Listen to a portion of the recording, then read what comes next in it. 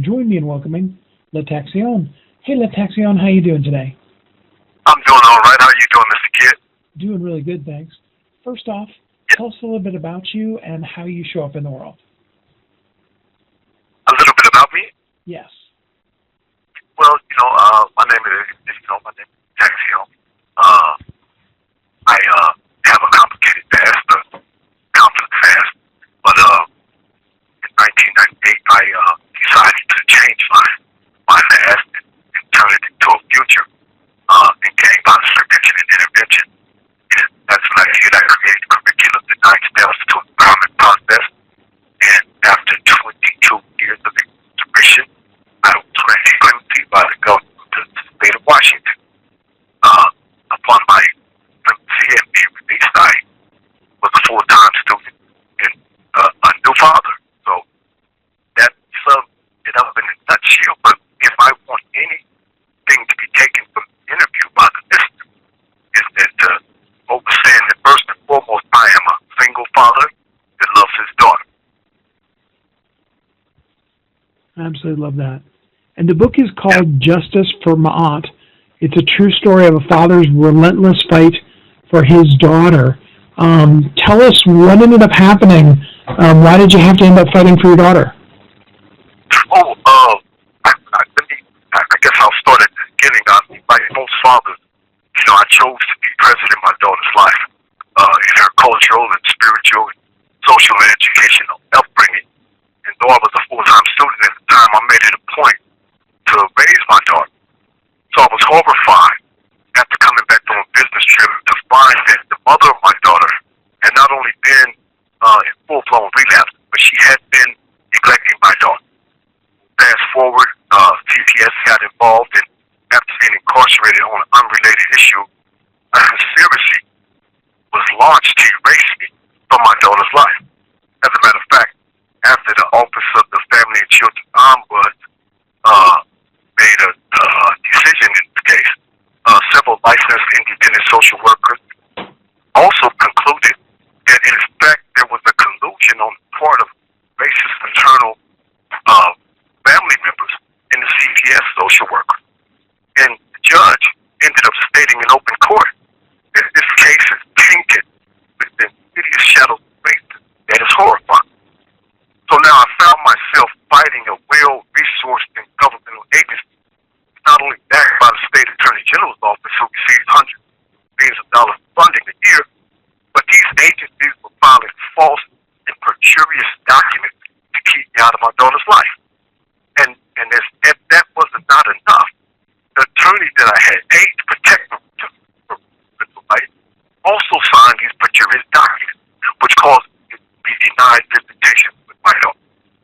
Now, this is not just empty accusations. Social workers that have been terminated and reprimanded, and the attorney that I had paid to represent me, and an attorney from the Attorney General's office have been recommended for at least suspension by the Washington State Bar Association for their role in this travesty. Wow. And so you go through the entire legal drama of this absolutely ridiculous thing that happened to you. Do tell us a little bit. Don't give us all of the spoiler, but do tell us, are things better now with the situation with your daughter? Oh, well, what ended up transpiring is through the aggressive approach of an attorney that represented me and the judge, that in this case, I was able to secure custody of my daughter and get my daughter transferred down to California with her sister. It was rocky at first. My daughter had suffered some issues concerning her race identity because the family that had her with them, they were in fact racist. I mean, this was proven in court. This was proven in documentation. So my daughter suffered from racial identity. So, but we've been working on that. She's grown healthier and she's thriving and she's loving being in the presence of people who celebrate her and celebrate her ethnicity, both sides of her ethnicity, and everything is going well. No, I totally love that. So, I mean, what can people who aren't going through what you have been through, what can they learn and what can they do to be a part of helping this not happen again? Well, I wrote this book to expose the corruption within the governmental agency that are tasked with and funded to protect the children and the parental rights. I think we as a society must understand at any given moment we may be faced with a circumstance wherein our parental rights are transgressed by these very same agencies. So I think that what we should do is be aware that this is transpiring and that not all people tasked with the duty to protect their children and parental rights are really carrying out their task with integrity. So we have to be aware of that, and we have to not just let the system continue to roll over and transgress our rights. And I think that as a society, I think that's what we need to do. That's what we need to be at. That's just so shocking for those of us who have never been involved with that, and yet those of us that have been single parents, we also know just how skewed against fathers to begin with the whole system is, let alone I can only imagine what you've been through. So is there an association or a group or a company that you're starting that you're going to be helping get justice for other children like yours? Yes, sir. Yes, sir. I'm in the seminal stages of starting a nonprofit organization called Responsible Father. And this organization will, at its base, give those who are experiencing the same kind of thing the tools needed in order to protect their rights. Because a lot of times we come to these treaty procedures in this process, and we don't know the policies that govern the procedure. So we are being trampled over because we don't know those things.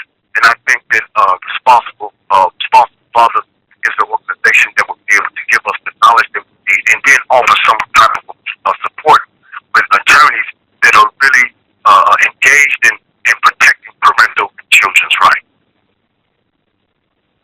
It's absolutely so important. So, out of all the things, and I know you learned so many, but out of all the things you've learned, what is the one thing that sticks with you that you wish you would have known back before you started this whole thing? Oh, I wish I would have known. I wish I would have known my rights. I wish I would have known my rights. And I think it always boils down to this. Those who don't have knowledge of the process and procedure are made victims by the process and procedure. I didn't know my rights. I thought that because I paid an attorney in order to protect my rights, that those rights would automatically be protected, not knowing that some attorneys will take your money and not do the things that they're obligated to do by being retained. So I think the biggest thing is knowing my rights once this process was set in motion, just knowing the rights that I had and the policies and procedures that I needed to overstand it to protect myself and my child. So good, and I'm glad you've taken up the fight. And just to kind of mention some other things you've done, you used to be a spokesperson for the NAACP in Spokane, Washington, and you're working on curriculum for removing or preventing gang violence and other things like that. What are some of the other kind of cool things you've done in the world? Well, I was also very active in the Black Lives Matter. I think that social justice is something that has to be participated in, not only for Black people, but for all people.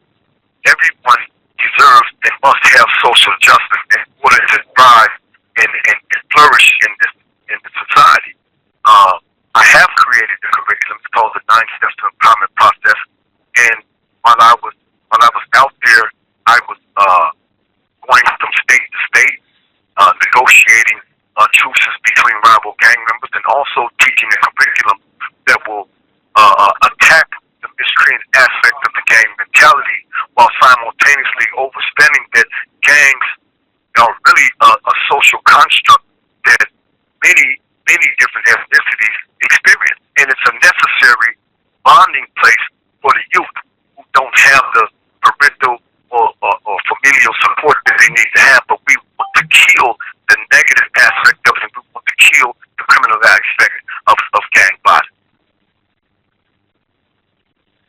And of course, the book is called Justice for Ma'at, the true story of a father's relentless fight for his daughter. You can get it today for free on Amazon. We will have the link on all the social medias and stuff. I do hope that everybody will go out and get that. Lataxion, thanks so much for spending some time with us here on the show today. Okay, and can I say one more thing? Yes. I want to leave this. I think that we as a society must take a hard, long look at policies, procedures, laws, and statutes that govern both TPS and work process. I think those social workers and GALs and counselors must be held to a higher standard in a form of independent oversight must be employed that we consistently evaluate process for abuses by those who are part of the system but who are not conducting themselves for the betterment of that system.